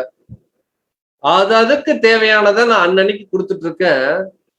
காகங்களை காட்டிலும் விசேஷித்தவர்களாகிய நீங்கள் நாளைய தினத்தை குறிச்சு நீங்க கவலைப்படாதீங்க. நாளைய தினம் அது கவலைப்பட்டுக்கும், அதனுடைய பாடு அந்தந்த நாளுக்கு போதும் சொல்லி முடிக்கிறார். அப்ப நம்முடைய ஆண்டவராக இயேசு கிறிஸ்து அவர் இந்த பூமியில அவருக்குன்னு என்ன வச்சிருந்தார் அப்படின்னு நம்ம கிட்ட ஒரு கேள்வி கேட்டோம்னா நம்ம என்ன பதில் சொல்லுவோம்? ஒரு பதிலும் சொல்ல முடியாது. ஏன்னா அவருக்குன்னு இந்த பூமியில எதுவுமே இல்லை. அப்போ ஒரு பரிபூர்ண மனுஷன் எப்படிதான் வாழ்வார்னா இப்படிதான் வாழ்வார். நம்முடைய மூத்த சகோதரர் ரசல் பர்கர் கூட அவர் மறிக்கும் போது $2 தான் இருந்துச்சு. 12 துணி கடைக்கு ஓனர் அவரு. அப்படின்னா தேவன் எனக்கு இந்த செல்வத்தை கொடுத்தார், இந்த செல்வங்களை என்னுடைய ஜீவனை நான் தேவனுடைய ஊழியத்துக்காக அர்ப்பணிக்கிறேன்னு அர்ப்பணிச்சவங்க தான். அப்படி அர்ப்பணிச்சவர் தான் நம்முடைய ஆண்டவர். ஏன் இந்த உலக பொருள் மேல அதிகமா நாட்டம் வச்சுக்க கூடாது, வர்றது போதும்னு ஏன் மைண்ட்ல இருக்கணும்னு சொல்றாருன்னா, நாம் எதன் மேல அதிகமா எண்ணம் நாட்டம் கொள்றோமோ நம்முடைய இருதயம் ஆட்டோமேட்டிக்கா அங்க போயிடும் இல்லைங்களா? உங்கள் இருதயம் எங்க இருக்கோ அங்கதான் பொக்கிஷம் இருக்கும்ன்ற. சோ நமக்கு தேவன் கொடுத்த வெல்த் மூணாவதா. ஒட்டு மொத்தமா தேவன் நமக்கு என்னெல்லாம் கொடுத்திருக்காரோ, உதாரணத்துக்கு நமக்கு செல்வம் கொடுத்திருக்கார், நமக்கு நல்ல திறமை கொடுத்திருக்கார், எல்லாத்தையும் தேவனுடைய ஊழியத்துக்காக எனி டைம் அர்ப்பணிக்கிறதுக்கு நம்முடைய மைண்ட் ரெடியா இருக்கு. இந்த 3 விஷயத்தையும் யார் பர்ஃபெக்டா செய்ய முற்படுறாங்களோ தேவன் அவருடைய ஆவியை கொடுத்துருவார். அதுக்கப்புறம் அவங்கதான் நம்முடைய ஆண்டவரை போல ஒரு பரிபூர்ண மனுஷனா வாழ முடியும். அன்புக்குரிய சகோதரர்களே, காரணம் ஆண்டவர் சொல்றார் லூக்கா 19:10 பார்க்கும்போது, இழந்து போனதை தேடவும் ரட்சிக்கவுமே மனுஷகுமாரன் வந்தாரே தவிர இருக்கிறதெல்லாம் எடுத்துட்டு போறதுக்கு வரல. இப்ப நம்ம படிச்ச சப்ஜெக்ட் இந்த 2 வசனத்துல கவர் ஆகுது. படிக்கலாம். மத்தேயு 22:37 முதல் 39. மத்தேயு 22:37 முதல், இயேசு அவனை நோக்கி, உன் தேவனாகிய கர்த்தரிடத்தில் உன் முழு இருதயத்தோடும் உன் முழு ஆத்துமாவோடும் உன் முழு மனதோடும் அன்பு கூறுவாயாக. இது முதலாம் பிரதான கற்பனை. இதற்கு ஒப்பாயிருக்கிற 2ஆம் கற்பனை என்னவென்றால், உன்னிடத்தில் நீ அன்பு கூறுவது போல பிறனிடத்திலும் அன்பு கூறுவாயாக என்பதே. 2 கற்பனை கொடுக்கிறார் நம்முடைய ஆண்டவர். முதலாவது, பிதாவாகிய தேவன்கிட்ட முழு மனதோடு அன்பு கூறணும். அதான் 2வது பாயிண்ட்ல பார்த்தோம். ஒரு பிரேயர்ஃபுல்லான ஒரு லைஃப், எப்போதுமே அப்பாவோட கம்யூனிகேஷனே இருக்கும். நம்ம ஏன் தேவன்கிட்ட இந்த கம்யூனிகேஷனை கொஞ்சம் வித்ரா வாங்குறோம், விலகிறோம் அப்படின்னா, அப்பா கூட இருக்கும்போது தப்பு பண்ண முடியாது, அப்பா இல்லாதப்பதான் தப்பு பண்ண முடியும்னு சொல்லிட்டு நாம் சுயநலமான நம்முடைய பலவீனங்களுக்கு தேவனை தள்ளி வச்சிடறோம். பிரேயர் பண்றது இல்ல, பிரேயர் பண்றதை மறந்துடுறோம். காரணம், பிரேயர் பண்ணிட்டே இருந்தோம்னா தப்பு பண்ண முடியும். ஒரு பரிபூர்ண மனுஷன் எப்போதுமே தேவனோட ஒரு கம்யூனிகேஷன்ல இருப்பார். அதான் ஃபர்ஸ்ட், தேவன்ட்டு நேசிக்கிறது. அடுத்து, உன்னை போல் பிறனையும் நேசி. அதான் ஃபர்ஸ்ட் பார்த்தோம், லவ். பாவம் பண்ணவங்க, ஒதுக்கி வச்சவங்க, தீண்டத்தகாதவங்க, கண்டுக்காம இருக்கிறவங்க, குழந்தைங்க, துரோகி, எல்லார்கிட்டையும் ஈக்குவலான ஒரு அன்பை நாம் என்னைக்கு செலுத்துறோமோ. 2வது பாயிண்ட். 3வது, இதெல்லாம் செலுத்திட்டு எனக்குள்ளதை நானே வச்சுக்க கூடாது, ஏன்னா உன்னை போல் பிறனையும் நேசினா எல்லாத்தையும் கொடுக்கணும் தேவனுக்காக. இது எல்லாத்தையும் கொடுக்கணும். அதே போல ஒரு எச்சரிக்கையும் பவுல் சொல்றார், நானே வாசிடுறேன். பிலிப்பியர் 2ஆம் அதிகாரம் 2ஆம் வசனம் சொல்லுது, 3ஆம் வசனம் சொல்லுது, ஒன்றையும் வாதினாலாவது வீண் பெருமையினாலும் செய்யாது. இதெல்லாம் நான் பண்றேன் பிரதர், இதெல்லாம் பண்ணாதானே எனக்கு ஒரு இது இருக்கும். ஒரு பிரஸ்டீஜ் இஷ்யூக்காக ஒருவேளை இந்த ஊழியத்தை நாம் செஞ்சோம்னா அதுவும் வேஸ்ட்டுங்கிறார். எப்பவுமே நமக்குள்ள ஒரு மனத்தாழ்மை, ஒரு ஹம்பிள்னஸ், ஒரு சாஃப்டான ஒரு நேச்சர் கிறிஸ்துக்குள்ள நமக்குள்ள இருக்கணும். காரணம், இந்த நேச்சர் தான் நம்முடைய ஆண்டவர் சொன்னார். மேல் வீட்டறையில பாதத்தை என்ன பண்ணாருங்க? கழுவுனார். ரொம்ப பெரிய விஷயம். அதெல்லாம் பிராக்டிக்கலா நம்மளால பண்ண முடியுமானா ஒரு பெரிய கேள்விக்குறிதான். சோ இதெல்லாம் பண்ணுனா நாம் யார் மாதிரி வருவோம்னு சொல்றாரு பாருங்க. எபேசியர் 4:11. எபேசியர் 4:11. மேலும் நாம் அனைவரும் தேவனுடைய குமாரனை பற்றும் விசுவாசத்திலும் அறிவிலும் ஒருமைப்பட்டவர்களாகி கிறிஸ்துவனுடைய நிறைவான வளர்ச்சியின் அளவுக்கு தக்க பூரண புருஷராகவும் வரைக்கும். பாருங்க, நாம் ஒரு பூரண புருஷன் ஆகணுமா? கிறிஸ்துவுடைய நிறைவான வளர்ச்சி அட் த எண்ட் நாம் சாகும்போது நம்ம சரீரத்துல இயேசு கிறிஸ்து அட்லீஸ்ட் ஒரு செகண்டாவது வெளிப்படும். இதுதான் தேவன் அல்டிமேட்டா நமக்கு வச்சுக்கிற ஒரு டார்கெட். அவர் சொல்றாரு, தொடர்ந்து நீங்க அதுலயே 3:18-19 வாசிச்சீங்கன்னா, சகல பரிசுத்தவான்களோடும் கூட, நம்ம சபையில இருக்கிற எல்லாரும் பரிசுத்தவான்களை தேவன் பார்க்கிறார். சகல பரிசுத்தவான்களோடும் கூட கிறிஸ்துவினுடைய அன்பின் ஆழம், இயேசு கிறிஸ்துடைய அன்புக்கு ஒரு ஆழம் இருக்கு, அவருடைய அன்புக்கு ஒரு நீளம் இருக்கு, அவருடைய அன்புக்கு ஒரு அகலம் இருக்கு, அவருடைய அன்புக்கு ஒரு உயரம் இருக்கு. கடல் மாதிரி நம்மனால அத கவுண்டே பண்ண முடியாது. Extreme love. அதான் சொல்றார், அறிவுக்கு எட்டாத அந்த அன்பை அறிந்து கொள்ள வளர்கள். நம்மளால புரிஞ்சுக்க முடியாத எக்ஸ்ட்ரீம் அகாப்பே லவ்னு சொல்லுவாங்க. புரிஞ்சுக்கவே முடியாது, ஆனாலும் சம்பாட் ஏதோ கொஞ்சம் புரிஞ்சுக்கிறோம் இயேசு கிறிஸ்துவோடைய அன்பு. அந்த அன்பை அறிந்து கொள்ளவும் தேவனுடைய சகல பரிபூர்ணத்தாலும் நிறையப்படவும். நம்ம யார் மாதிரி மாற வந்திருக்காங்களா? பாடத்துடைய ஆரம்பத்துல இயேசு கிறிஸ்துவை போலணும். இங்க எபேசியர்ல பவுல் எழுதுறார், தேவனுடைய சகல பரிபூர்ணத்திலும் நிறையப்படவும் அவர் நமக்கு அனுகிரகம் பண்ணணும்னு சொல்லி பவுல் பிரேயர் பண்றார். அன்புக்குரிய சகல சொல்லி ரொம்ப எளிமை. பரிபூர்ண மனுஷன்னா இப்ப நம்ம படிக்கிற வசனத்தின்படி இருப்பார். படிக்கலாம். 1 பேதுரு 2:20 மற்றும் 21. 1 பேதுரு 2:20 முதல், நீங்கள் குற்றம் செய்து அடிக்கப்படும் போது பொறுமையோடு சகித்தால் அதனால் என்ன கீர்த்தி உண்டு? நீங்கள் நன்மை செய்து பாடுபடும் போது பொறுமையோடு சகித்தால் அதுவே தேவனுக்கு முன்பாய் பிரீதியா இருக்கும். இதற்காக நீங்கள் அழைக்கப்பட்டும் இருக்கிறீர்கள். ஏனெனில் கிறிஸ்துவும் உங்களுக்காக பாடுபட்டு நீங்கள் தம்முடைய அடிச்சுவடுகளை தொடர்ந்து வரும்படி உங்களுக்கு மாசியை பின்னிட்டு போனார். பாருங்க, இதற்காக நீங்க அழைக்கப்பட்டிருக்கீங்க. எதுக்குன்னா, நீங்க தப்பு பண்ணி அடி வாங்கும் போது அது பெரிய விஷயம் அல்ல. நீங்க தேவனுக்காக எல்லாமே நல்லது பண்ணணும், ஆனா உங்க மேல அவ பெயர் வரும், உங்க மேல குற்றம் சொல்லுவாங்க, உங்களை தவறானவங்கன்னு சொல்லுவாங்க. ஆனா நீங்க எதுவுமே பண்ணிருக்க மாட்டீங்க, ரொம்ப நல்லதா பண்ணிருக்கீங்க. அப்ப கூட நான் நல்லவன் சொல்லி மத்தவங்கிட்ட ப்ரூஃப் பண்ணாம நம்முடைய வாழ்க்கை தேவனுக்கு தெரியும் சொல்லி தேவன் அனுமதிக்கிற சூழ்நிலைக்கு அப்படியே பிரஸ்டீஜ் பார்க்காம நம்மள அப்படியே ஒப்பு கொடுக்குறோம்னு வச்சுக்கோங்க.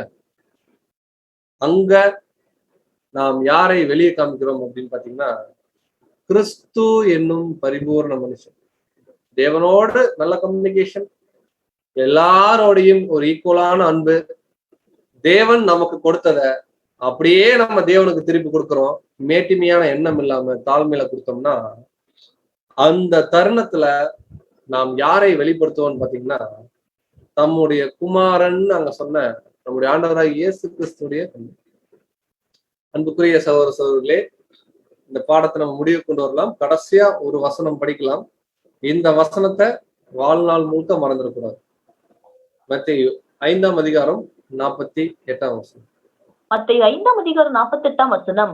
ஆகையால் பரலோகத்தில் இருக்கிற உங்கள் பிதா பூரண சற்குணராய் இருக்கிறது போல நீங்களும் பூரண சற்குணராய் இருக்க கடவீர்கள். என்ன சொல்றாருன்னா, நம்ம எதுக்காக ஞானஸ்தானம் எடுத்து சத்தியத்துக்குள்ள வந்திருக்கோமா? தேவனை போல நம்முடைய தன்மைகள், நம்முடைய சுபாவங்கள், நம்முடைய பேச்சு, நம்முடைய நடக்கை மாறணும். இந்த பூமியில அதுக்கான ஒரு லைஃப் ஸ்பேன் தான் கொடுக்குறாரு. மேபி 5 years 10 years ஒவ்வொருத்தருக்கு ஒவ்வொரு மாதிரி. அதுக்குள்ள நாம் யார் மாதிரி மாறணும்னா கிறிஸ்துவை போல மாறணும். கிறிஸ்து யார மாதிரி இருந்தார்னா தேவன் மாதிரி இருந்தார். அல்டிமேட்டா ஒரு பரிபூர்ண மனுஷனா நாம் வாழ நம்மளால முயற்சி தான் பண்ண முடியும்.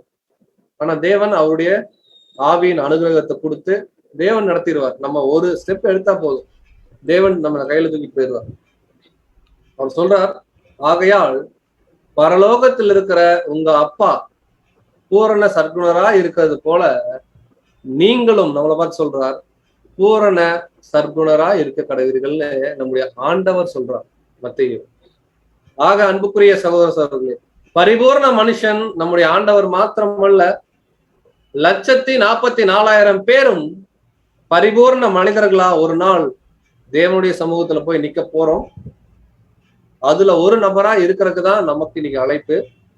அந்த அழைப்பை சரியா புரிஞ்சுக்கிட்டு, இப்போ ஒரு பானை நம்ம கையில தேவன் கொடுத்துருக்காரு. இந்த பானையில எங்க ஓட்டைன்னு தெரியும். நம்ம படிச்ச எல்லா சினாரியும் எங்க ஓட்டையோ அந்த முதல்ல அந்த ஓட்டையை அடைக்கணும். அப்பதான் தேவன் இதுக்கு பின்னாடி கொடுக்குற சத்தியமாகட்டும், கிருபைகளாகட்டும், ஆசீர்வாதங்களாகட்டும் நமக்குள்ள தங்கும். சோ வரக்கூடிய நாட்கள்ல தேவன் கொடுக்கிற இது போன்ற சத்தியங்களை உள்வாங்கி கொண்டு ஒரு பரிபூர்ண மனிதர்களாக தேவன் கிட்ட ஒரு நற்சாட்சியுள்ள ஒரு வாழ்க்கையை வாழ்ந்து தேவனுடைய சமூகத்துக்கு நாம் கடந்து செல்ல தேவன் தாமே கிருபை செய்வதாக. இந்த ஒரு வாய்ப்பினை நம்ம கொடுத்த நம்முடைய பிதாவாகி தேவனுக்கு நம்முடைய இரட்சகராம் இயேசு கிறிஸ்து மூலமாகவே நாம் கொள்வான குறி தெரிவித்துக் கொள்வோம். தேவன் தாமே நம் அனைவரையும் ஆசீர்வதிப்பாராக.